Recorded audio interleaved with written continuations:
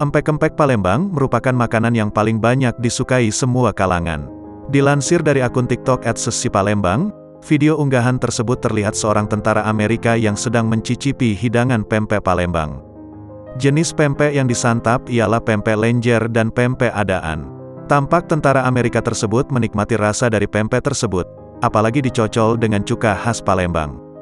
Video ini sedang ditonton sebanyak 468.3K, mendapat 27.9K like, menuai 946 komentar, dan share 860 kali.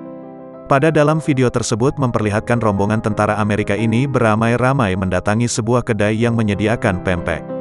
Beragam reaksi yang mereka berikan pun menjadi sorotan di sosial media.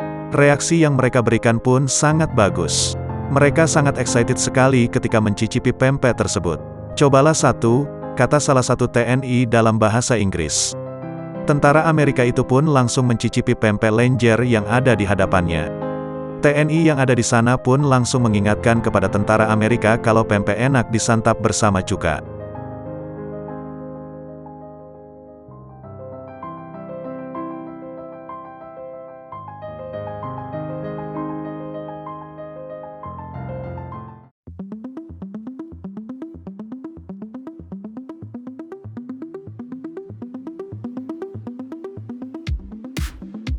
Sebuah video yang memperlihatkan seorang pemuda menyerang anggota TNI viral di media sosial.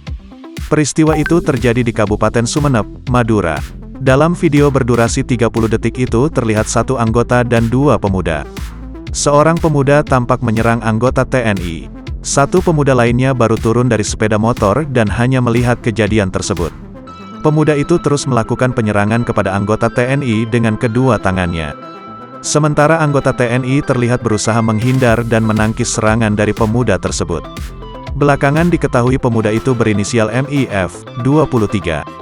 Sementara anggota TNI dari Koramil Pasongsongan, yakni Koptu Siswanto. Komandan Kodim Sumeneb, Letkol Infanteri Nurholis membenarkan peristiwa tersebut.